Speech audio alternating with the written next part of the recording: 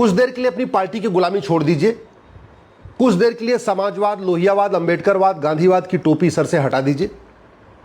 थोड़ी देर के लिए सच्चे भारतीय बनिए और ईमानदारी से सोचिए कि जब रोड टैक्स दे दिया तो टोल टैक्स क्यों, और अगर टोल टैक्स देना ही है तो रोड टैक्स क्यों। जब हमने कमाने पे इनकम टैक्स दे दिया तो खर्च करने पे जीएसटी क्यों, और अगर खर्च करने पे जीएसटी देना ही है तो फिर इनकम टैक्स क्यों। जब हमने इनकम टैक्स दे दिया, उसके बाद जो हमने अपने बैंक में एफडी रखी, बैंक में अपना पैसा रखा, उसके ब्याज के ऊपर इनकम टैक्स क्यों। इस कानून, ये जो टैक्स का मखड़ जाल चल रहा है ना, इसके खिलाफ आवाज उठाइए। मैं बार बार कह रहा हूं, जब तक आप दल गुलामी करते रहेंगे, पार्टियों की गुलामी करते रहेंगे, तब तक भारत में सिस्टम में रिफॉर्म नहीं होगा, व्यवस्था नहीं सुधरेगी। इस घटिया टैक्स मकड़ जाल के कारण मिडिल क्लास परेशान है, व्यापारी परेशान है, बड़े उद्योगपति परेशान है, सब परेशान है। लूट हो रही है, भ्रष्टाचार हो रहा है, लेकिन यह सिस्टम नहीं बदला जा रहा है। अगर सरकार चाहे, अगर समाज चाहे, अगर सब लोग मिलकर आवाज उठाए, तो भारत में सारे टैक्स खत्म करके वन नेशन वन टैक्स लागू हो सकता है। जरूरत ही नहीं, ना इनकम टैक्स की जरूरत है, ना टोल टैक्स की जरूरत है, ना रोड टैक्स की जरूरत है, ना वैट की जरूरत है, ना टीडीएस की जरूरत है, ना इनकम टैक्स डिपार्टमेंट की जरूरत है, क्योंकि नॉन प्रोडक्टिव डिपार्टमेंट है। ये तो केवल पैसा वसूलता है और इस इनकम टैक्स डिपार्टमेंट के ऊपर हजारों करोड़ रुपए खर्च हो जाते हैं। न जीएसटी डिपार्टमेंट की जरूरत है, क्योंकि ये भी नॉन प्रोडक्टिव डिपार्टमेंट है, इसका जीडीपी में कोई योगदान नहीं है, केवल पैसा इकट्ठा करता है। और सरकार को मैं कह रहा हूं, जिसमें वन नेशन वन टैक्स की बात कर रहा हूं, सरकार की इनकम दुगनी हो जाएगी और जनता का टेंशन खत्म हो जाएगा। लेकिन इसके लिए सबको मिलकर आवाज उठाना पड़ेगा। आज सारा ऐसा टैक्स का मकर जाल बना हुआ है कि हर व्यक्ति टैक्स दे रहा है। मैं उदाहरण देता हूं, जैसे मान लीजिए आप मेरे पास आए, आप डॉक्टर हैं या अध्यापक हैं या कुछ भी हैं, मान लीजिए आप बिजनेसमैन हैं, आपने अपनी कमाई पे इनकम टैक्स दे दिया। अब आप मेरे पास आए, आपने मुझे फीस दिया, आप ऑलरेडी इनकम टैक्स दे चुके हैं। इसके बावजूद उस पैसे को जब आप हमें देंगे तो हमें भी इनकम टैक्स देना पड़ेगा। चलो हमने भी दे दिया, अब हमने जाके डॉक्टर को दिखाया, तो डॉक्टर को हमने जो पैसा दिया, ऑलरेडी आपने इनकम टैक्स दे दिया था, मैंने इनकम टैक्स दे दिया था, इसके बाद हमने डॉक्टर को फीस दिया, अब डॉक्टर को भी इनकम टैक्स देना पड़ेगा। मैं किसी स्कूल में जाके बच्चों को पढ़ाऊंगा या बच्चों को कहीं ट्यूशन लेते हैं या कुछ स्कूल में पढ़ते हैं, वहां भी इनकम टैक्स लगेगा।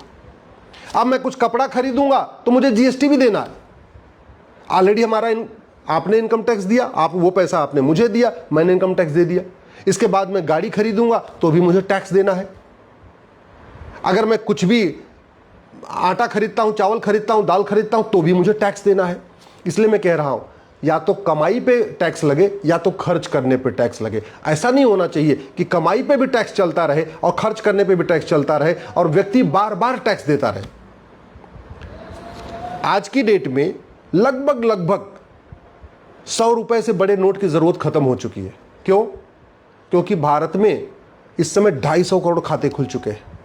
इस समय 250 एटीएम, पेटीएम, भीम, यूपीआई अगर टोटल मिला दीजिए तो 250 करोड़ यूज हो रहे हैं।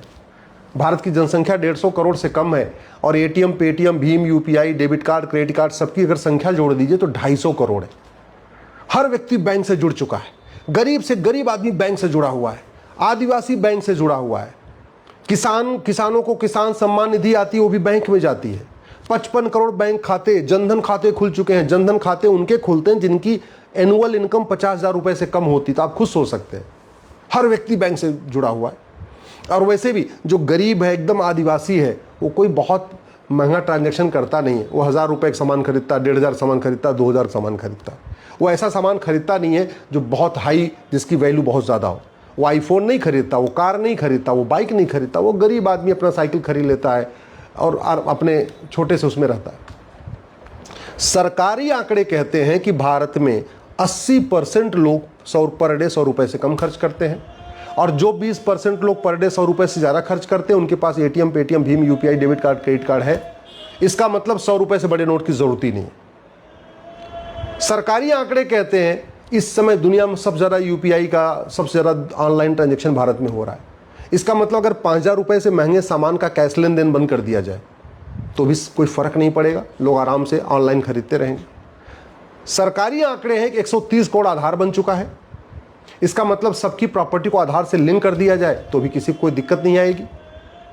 ये 3 काम हो जाए ना, 100 रुपए से बड़ी नोट बंद हो जाए, 5,000 रुपए से महंगे सामान का कैश लेन देन बंद हो जाए और 50,000 रुपए से महंगी प्रॉपर्टी आधार से लिंक कर दी जाए, तो भ्रष्टाचार खत्म हो जाएगा, टैक्स चोरी खत्म हो जाएगा। और उसके बाद केवल 2% एक्सपेंडिचर टैक्स लगा दिया जाए, मतलब इनकम टैक्स खत्म, टोल टैक्स खत्म, रोड टैक्स खत्म, वैट खत्म, टीडीएस खत्म, ये जीएसटी का इतनी मोटी किताब खत्म, जिस जीएसटी को फॉर्म भरने के लिए बाकायदा चार्टेड अकाउंटेंट रखना पड़ता है। सब परेशान है बेचारे, छोटा व्यापारी हो बड़ा व्यापारी सब परेशान।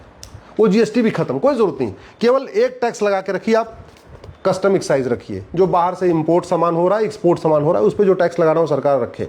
लेकिन भारत के आंतरिक इंटरनल जितने भी टैक्स हैं सारे टैक्स खत्म, और सरकार 2% बैंकिंग ट्रांजैक्शन टैक्स लेता रहे कि भाई 4,999 रुपए तक तो आपको कैश में लेन देन कर सकते हैं। जैसे कोई सामान की वैल्यू 5,000 होगी, जिसकी भी एमआरपी 5,000 से ज़्यादा होगी, वो आप अब ऑनलाइन नहीं खरीद, वो कैश में नहीं खरीद सकते, आपको बाकायदा बैंकिंग ट्रांजैक्शन करना पड़ेगा। एटीएम, पेटीएम, भीम, UPI, debit card, credit card से लेना पड़ेगा। और उस पर केवल 2% एक्स्ट्रा देना है, यानी 100 रुपए का सामान है तो 102 रुपए देना है, 1,000 का सामान है तो 1,020 देना है। इतना ही करना है, बहुत ज़्यादा नहीं करना। 1 लाख का सामान है तो 1,02,000 देना है। लेकिन उसके बदले आपको कुछ भी नहीं देना, ना टोल टैक्स देना, ना रोड टैक्स देना, ना वैट देना, ना टीडीएस देना, ना जीएसटी देना। सारे मतलब जितना ये मकड़जाल है कानून, सारे खत्म। आम जनता भी खुश और सरकार की आय डबल, दुगुनी आय। मैं कह रहा हूं सरकार इस सिस्टम को लागू करके पायलट बेसिस पे एक बार देख ले। मैं ये भी कह रहा हूं कि पूरे देश में नहीं, कम से कम जो भारत के मेट्रो सिटीज हैं, दिल्ली, मुंबई, चेन्नई, बेंगलोर, लखनऊ या राज्यों की जो राजधानियां हैं, एक बार वहां पायलट बेसिस पे करके देख ले कि ना वहां 100 रुपए से बड़ी नोट चलेगी, ना वहां 5,000 रुपए से महंगे सामान का कैश लेन देन होगा, ना प्रॉपर्टी, न तो 5,000 सुपर कैश लेन देन होगा, और प्रॉपर्टी आधार से ले। इतना करके देख ले। और 2% केवल 2% बीटीटी लेती रहे, 2% बैंकिंग ट्रांजेक्शन टैक्स लेती रहे, सरकार की इनकम डबल हो जाएगी। न इनकम टैक्स डिपार्टमेंट की जरूरत, न जीएसटी डिपार्टमेंट की जरूरत, न वैट डिपार्टमेंट की जरूरत, किसी की जरूरत ही नहीं है। बैठे बैठे सरकार को बढ़िया पैसा आता रहेगा और डबल इनकम हो जाएगी, गारंटी के साथ कहता हूं। पायलट के basis, as a pilot project इसको दिल्ली, मुंबई, चेन्नई, बेंगलोर में, ऐसे 4 शहरों में तो आराम से देखा जा सकता है। गुजरात के अहमदाबाद में देखा जा सकता है, लखनऊ में देखा जा सकता है, जो राज्यों की राजधानी वहां आराम से देखा जा सकता है। और नहीं देश की सभी राजधानियों में, कम से कम 4 शहरों में तो देखा जा सकता है। 6 महीने की सर्कल ये सरकार देख ले। इससे केवल यही फायदा नहीं होगा, केवल व्यापारियों का शोषण नहीं रुकेगा, बल्कि जीडीपी भारत की 2% बढ़ जाएगी। जिस दिन ये सारे टैक्स खत्म हुए, केवल बैंकिंग ट्रांजैक्शन टैक्स लगा, मैं गारंटी के साथ कहता हूं भारत की जीडीपी 2% बढ़ जाएगी। और क्या फायदा होगा? और फायदा ये होगा, घूसखोरी बंद हो जाएगी। जब 100 रुपए से बड़ी नोट बंद हो गई, 5,000 रुपए से महंगे सामान का कैश लेन देन बंद होगा, तो आदमी घूस लेके क्या करेगा क्या? क्योंकि वो अब बेचारा कैश में कुछ खरीद ही नहीं सकता 5,000 रुपए से महंगे सामान का। इस वन नेशन वन टैक्स से घूसखोरी खत्म होगी, कमीशन खोरी खत्म होगी, सूद खोरी खत्म होगी, मुफ्त खोरी खत्म होगी, जमाखोरी खत्म होगी, मिलावट खोरी खत्म होगी, कालाबाजारी खत्म होगी, मुनाफाखोरी खत्म होगी। इस वन नेशन वन टैक्स से गौ तस्करी बंद हो जाएगी। गाय तस्करी का पूरा कारोबार वो कैश में होता है, काला धन हवाला के जरिए होता है। 100 रुपए से बड़ी नोट बंद हुई, 5,000 रुपए से महंगा सामान का कैश लेन देन बंद हुआ, प्रॉपर्टी आधार से लिंक हो गई, उसके बाद ये खत्म हो जाएगा आराम से। इस वन नेशन वन टैक्स से ड्रग का कारोबार बंद हो जाएगा, जिसके कारण हमारी यंग जनरेशन बर्बाद हो रही, नशा तस्करी बंद हो जाएगी। वन नेशन वन टैक्स से गोल्ड स्मगलिंग बंद हो जाएगी। वन नेशन वन टैक्स से ह्यूमन ट्रैफिकिंग बंद हो जाएगी, जो ये बच्चों का अपहरण होता है, उनको बेचा खरीदा जाता है। वन नेशन वन टैक्स से हथियारों का कारोबार खत्म हो जाएगा। वन नेशन वन टैक्स से जासूसी बंद हो जाएगी, क्योंकि जासूसों की फंडिंग भी कैश में होती है, काला धन हवाला के जरिए होती है।